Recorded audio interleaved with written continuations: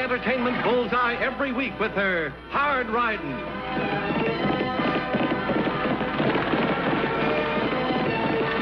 Straight shooting.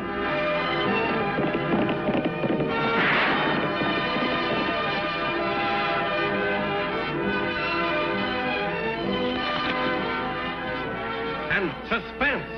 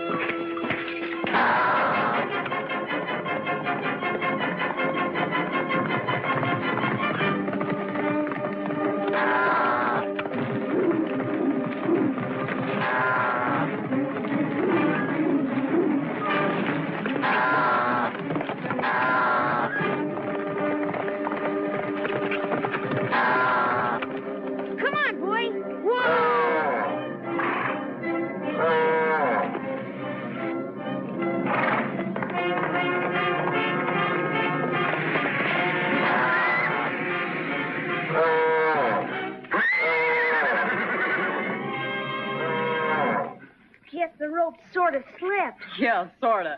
Next time, make sure you tie it hard and fast before you uncoil your rope. Here, take him back. I've got to go to the office. Annie, Lofty, look what the man gave me for catching his calf. A whole silver dollar. Say, you keep on earning money like that, you'll be the richest boy in the county. Well, it all depends on what he does with his earnings, Lofty. Oh, I think I can afford a pound of licorice, a big bag of jelly beans, assorted course, so you and Lofty can have your choice, and one of those big chocolate bars that cost 20 cents. Hag, that's the first sense I've heard since you started talking. I wish it were common sense. I'm really surprised at you. What did I say wrong this time? Well, I think I remember something about you wanting to go to college someday. Gosh, Annie, a dollar won't put me through college, will it? Well, it will if you save it. And then another one and another one. And, well, before you know it, you've got $100 and then $500. Gosh. Now, what's it going to be, Tag? College or candy? Candy. Tag. Okay, college. But I don't know much about banks. So if you and Lofty will go with me, I can give this dollar to Mr. Lorimer to put in his bank. All right, Tag.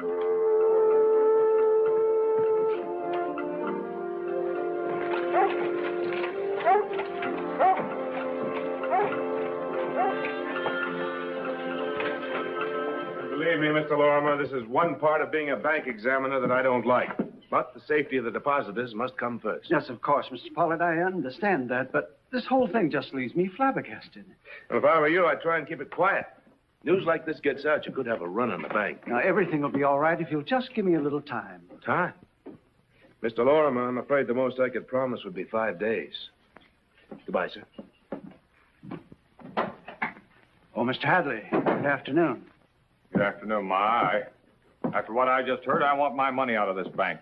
Every red cent of it. Now, Hadley, don't fly off the handle. Give me a chance to explain. Explain nothing. I want my money now and in cash. You're not going to get it by manhandling me. I'll get it all right if I have to get it myself. Just a minute, Hadley. Take it easy. Who told you to come butting in? I said take it easy. What's the trouble, Mr. Lorimer? Hadley came in here and demanded his total balance, and when I tried to talk to him, you saw what happened. Well, doesn't a depositor have to give notice by law? Yes, but I'm not hiding behind any law. If you start helping yourself to that money, I'm going to lock you up. It's my money. If I ever get it. You'll get your money, if Mr. Lorimer says you will. And I do. It may take a little time. Well, it won't take me a little time. You'll see. What brought all this on? The bank's in trouble, Annie. Come into the office. I'll show you what I mean.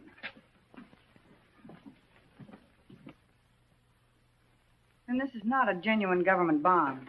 Counterfeit. Absolutely worthless. And you have no idea how they got in your vault in place of the real bonds? Not the slightest. Like every bank in the country, we got our bonds from the district distributor. And in our case, the Mesa City Bank, where Mr. Brown is president. I see.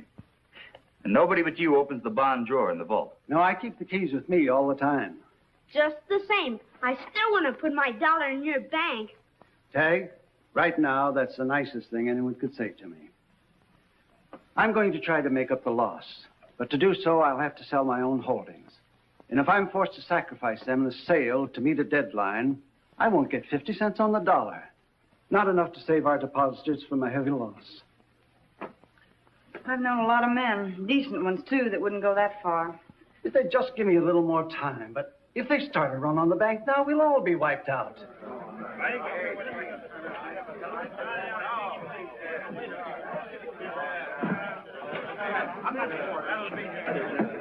Folks, neighbors, please give me a chance. If you want your money back, give me time to raise it for you.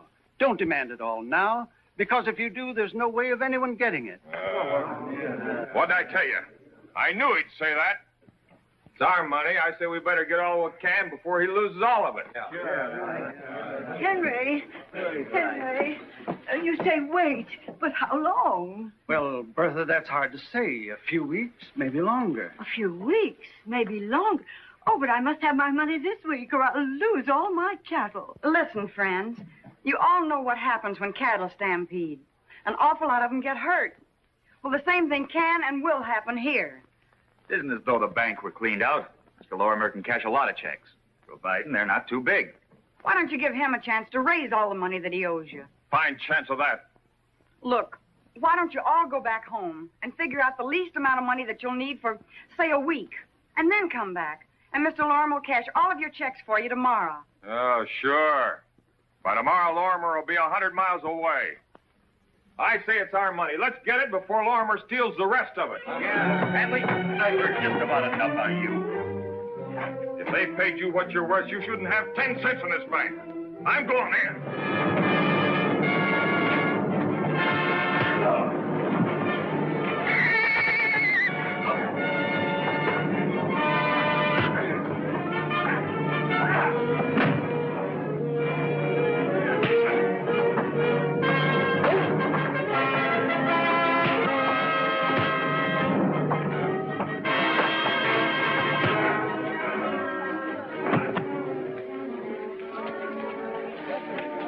All right, now either you go home, or we got a cell in there where you can cool off.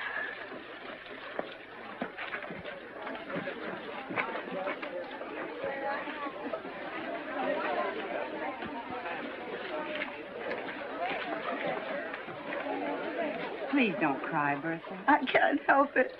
I've worked so hard since I lost my husband and my son. I know that. You've been very brave, and I know things are going to work out for you.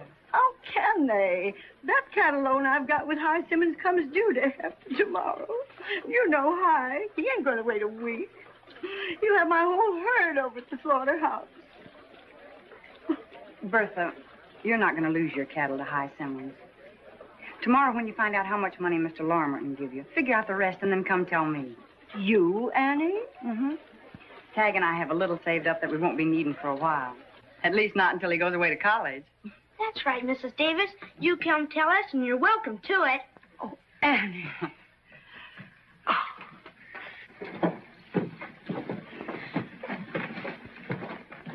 Oh, women. All they ever think of is kissing. Annie, Lofty, I can never thank you enough. No need to thank us. Our job hasn't started yet. We have to figure out how you got those counterfeit bonds. We certainly do. And I don't think anyone would go around counterfeiting bonds just to pawn them off on one country bank. No, I guess you're right. Tomorrow, I'll ride over and check the other banks in Diablo County. And I'll call on Mr. Brown, the president of the government agency bank in Mesa City. I sure hope you can find an answer to all this. I don't know how you can be so calm about things. With Annie Oakley tracking down those counterfeit bonds, we're in for trouble, and plenty of it. I'm not backing down for any blonde female, and neither are you two. Look, Tyler, Pollard's right. We know this gal. Maybe we should lie quiet until she gets interested in something else. I ain't gonna lay quiet. I know more about how banks are run than either of you guys. It took me 3 years to figure this out, another 6 months to print those bonds. Yes, but I took the risk of putting them in the banks in place of real ones. And I could get lynched for starting runs on the banks.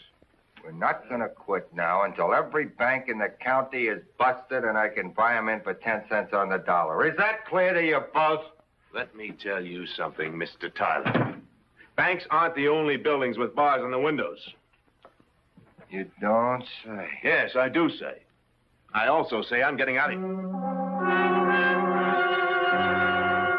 Now, just when did you say you're quitting, Mr. Pollard? And you, Hadley? I didn't say I was quitting.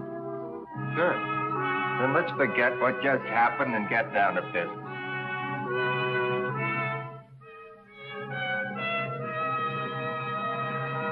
Miss Oakley, I can't tell you how awful I feel hearing about Lorimer's Bank. Somehow I feel it must be my fault. Your fault? I don't see how. Up to 4 months ago, this never happened. Then in the past few weeks, these counterfeit bonds show up. Why do you say it's your fault? I've only been head of the bank 4 months. Who was head of the bank before you, Mr. Brown? Oh, Sherman Hotchkiss.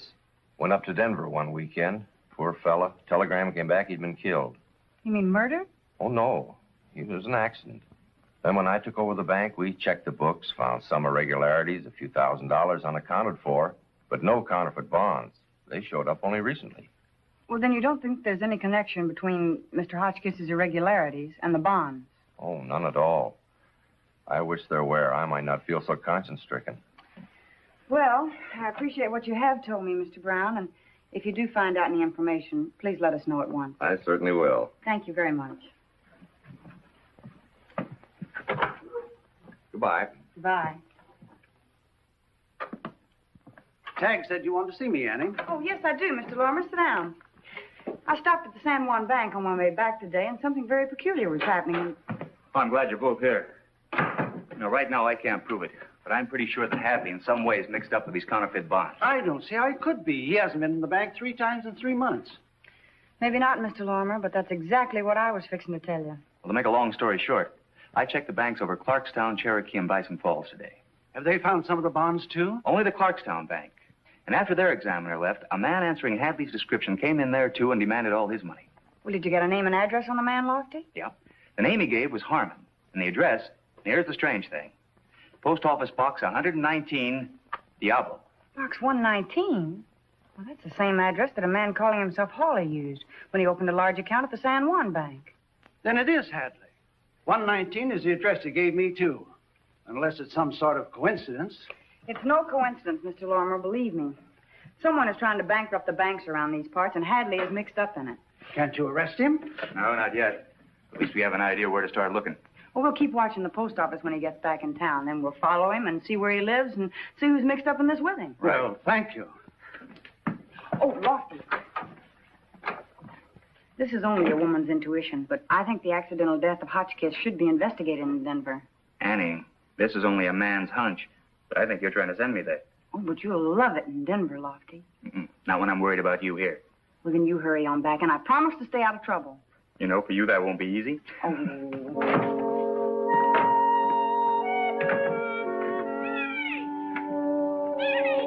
Been watching the post office like you told me to. Hadley just left. Look, there he goes. I'll have to use this buckboard before I lose him. If Lofty comes back, tell him where I've gone. All right, sis.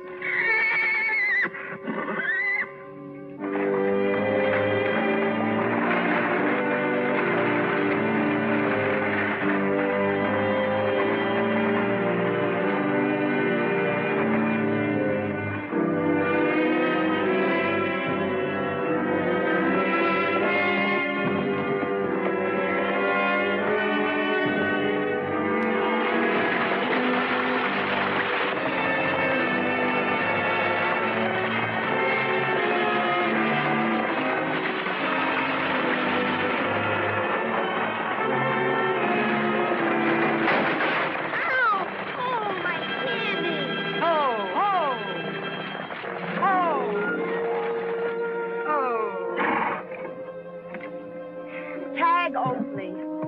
Sometimes I wish I believed in spanking. Gosh, Annie, I have a right to know what's going on. It's my daughter that's in Mr. Lorimer's bank. Now what are you aiming to do? You want me to be a gentleman, don't you? Of course. My teacher says a gentleman always does the driving when he's out with a lady. All right, Tag. You win both rounds.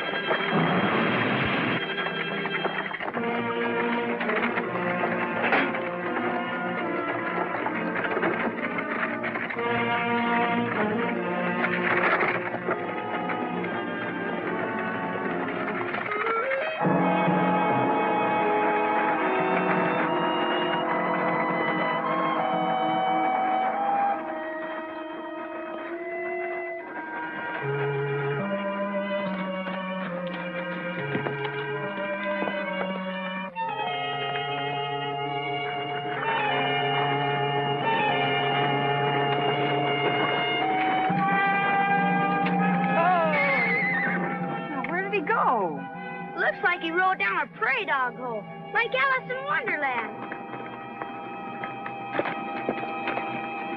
Oh, hello, Mr. Hadley. Miss Oakley. Off the beaten track, huh? That's my place there. Why don't you go on in and be neighborly? Oh, that's very nice of you. I guess our team could stand watering. It'd be my pleasure.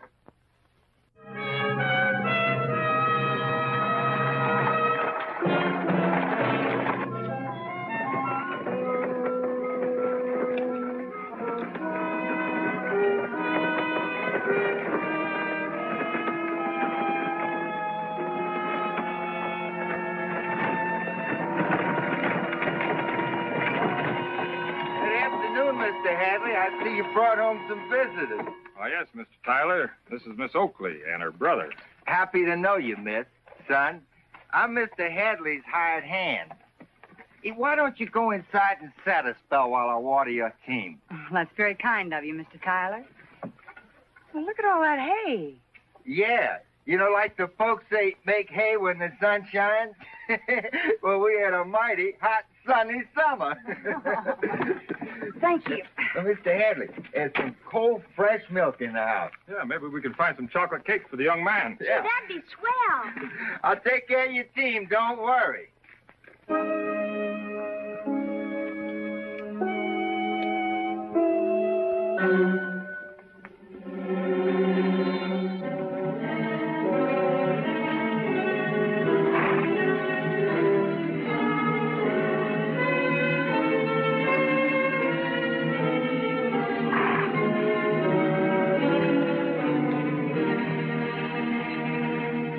Thanks to both of you for being so neighborly. Yeah, the chocolate cake was swell. Oh, I'm glad you liked it. Come back for more anytime. Thanks. Bye. So long.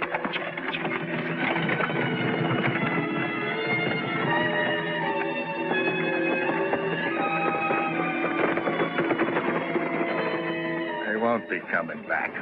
Here or any place else.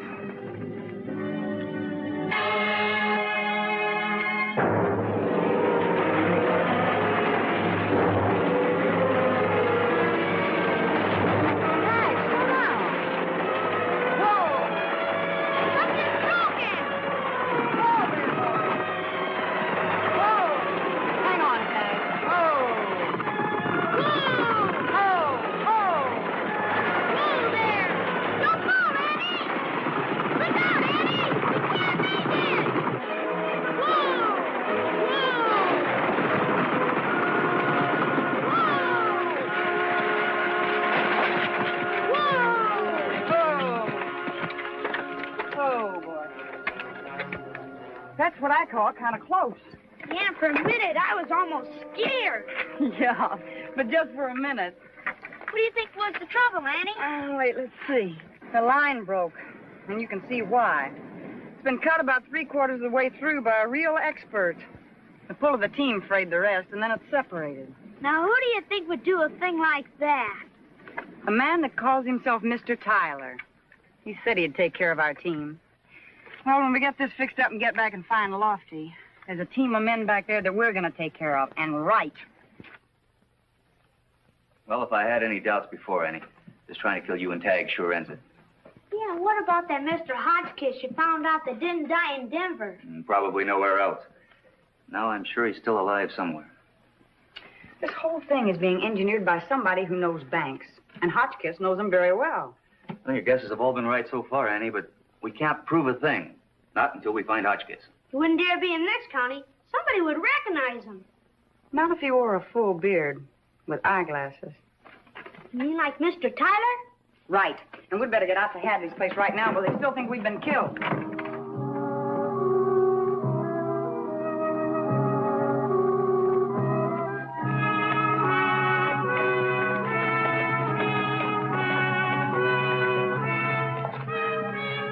Anyone's around, they must be inside. Yeah, they're in that barn. Lofty, you and Tag check the barn. And if there's no one around, take a look at that hay. It looked kind of mildewed to me. I'll sneak around behind the house and see if I can look inside.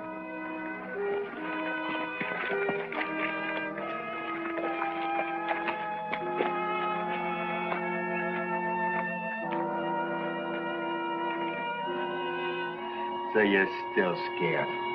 Well, it's all set up to wreck all the banks I want. Now I don't need you anymore. Look, when I went in with you on this, all I was supposed to do was switch bonds when I was examining banks. I didn't figure on murder. Me neither. So just give us our share.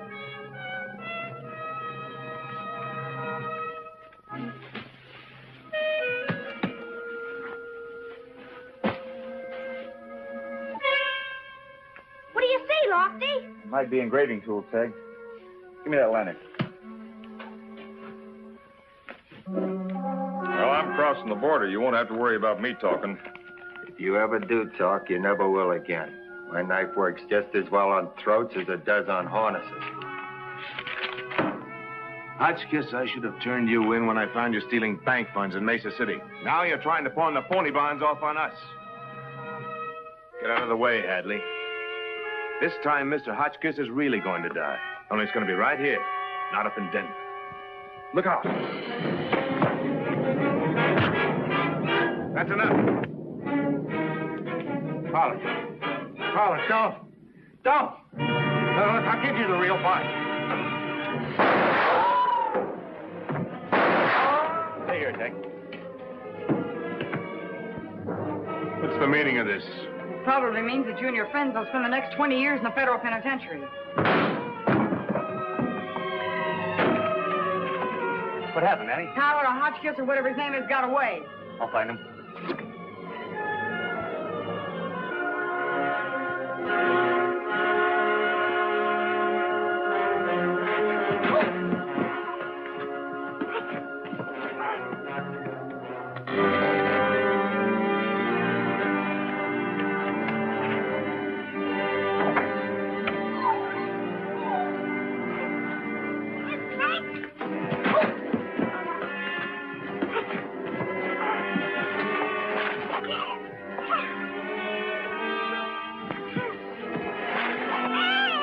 Mister, get down from there and make tracks or I'll burn this place to the ground with the brat in it.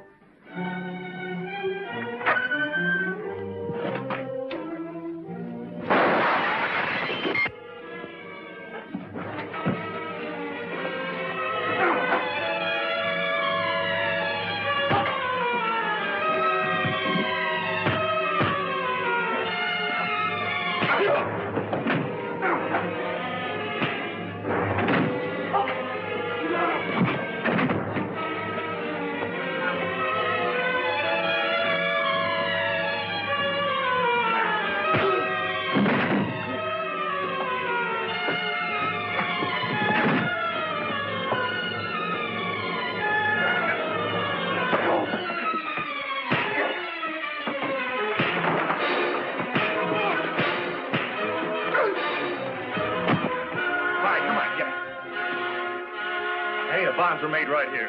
Yeah, that's what they were using all the hay for. Cover up the counterfeiting stuff. Yes, they certainly made hay while the banks failed, didn't they? Well, as soon as we get Hadley to a doctor, we'll lock all three of them up. All right, come on, let's go. There you are, Tag. The dollar you put in yourself, the $10 Bertha Davis wanted you to have for the loan you made her, and $100 from me for helping break up Hodgkins's little scheme to own every bank in the county. Golly gosh, maybe with all this money I can go to college next year. Oh, it takes more than money to get into college, Tag. Okay, then if I can't go to college, you know what? I'm going to buy $111 worth of candy. Young man, if you buy $10 worth of candy with that money, you'll have to spend the other $101 for castor oil and doctor bills. Besides, I think with Hotchkiss, Pollard, and Hadley in jail, we've had enough people around here that have had to take their medicine.